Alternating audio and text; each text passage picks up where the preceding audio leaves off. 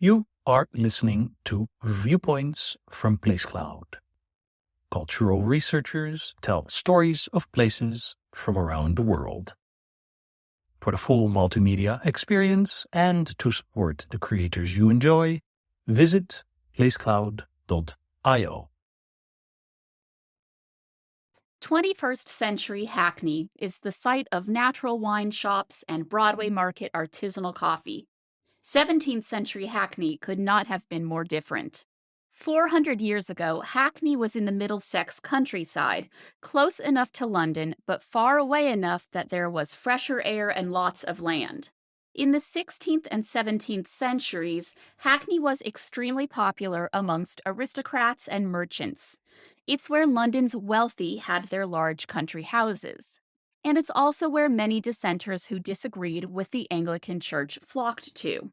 It's logical, then, that Hackney became a center of education for the children of wealthy and oftentimes nonconformist families. By the 1630s, Hackney was bursting with schools and was the center of girls' education, so much so that it was commonly called the Ladies' University of the Female Arts.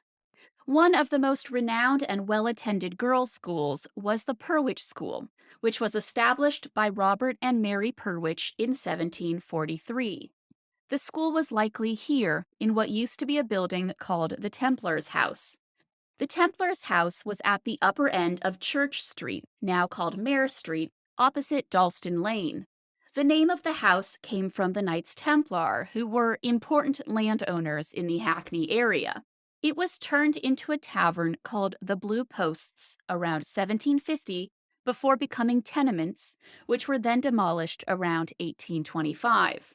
Now, at the intersection of Mare Street and Dalston Lane are flats and shops such as a butcher, news agent, pub, betting shop, and acupuncturist.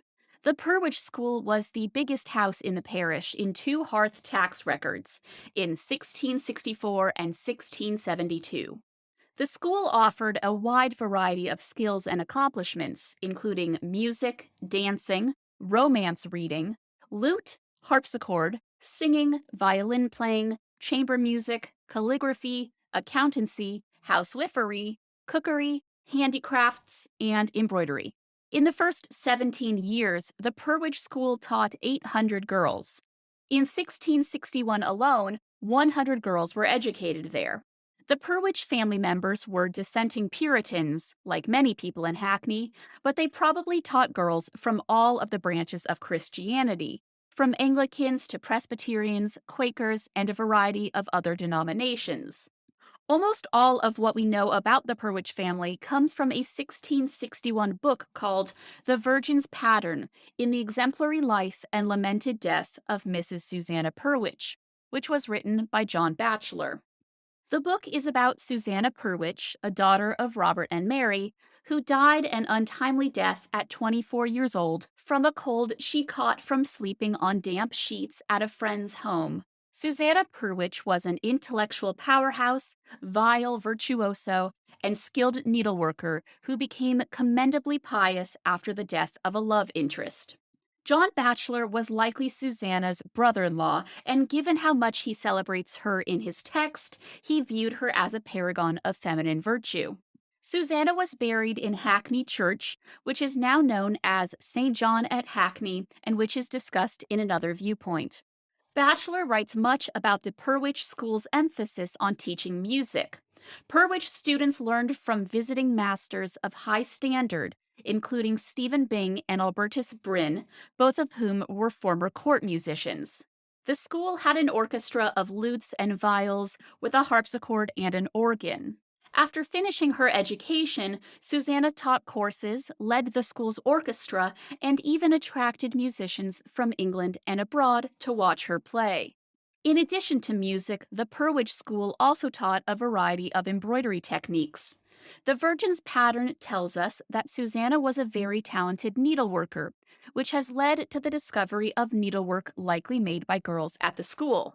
An embroidered box called a cabinet was likely stitched by Susanna at the Perwich School. It is in the collection of LACMA, which is the Los Angeles County Museum of Art. The box has on its interior the coat of arms of the Perwich family, and there's much reason to believe it was made by Susanna herself. There are boxes and embroidered pictures in the Fitzwilliam Museum and private collections that are very similar to the LACMA cabinet, which suggests they were also stitched by girls at the Perwich School. They all feature the fine, delicate stitching Bachelor writes of in the Virgin's pattern. We don't know exactly when the Perwich School closed its doors, but what we do know is that it was a hugely important educational institution for middling and wealthy girls in London and far beyond. We are lucky to know much about one of the school's students, whose experiences and characteristics can tell us a bit about the rest of the school's student body. The Perwich School taught girls how to become accomplished, graceful, skilled, and successful mothers and wives in a world that valued women most when they were competent mistresses of homes and mothers of many children. In a society of very limited opportunities for women, Perwich School students had the rare chance to be taught a wide variety of accomplishments, both academic and artistic, in the geographical heart of girls' education.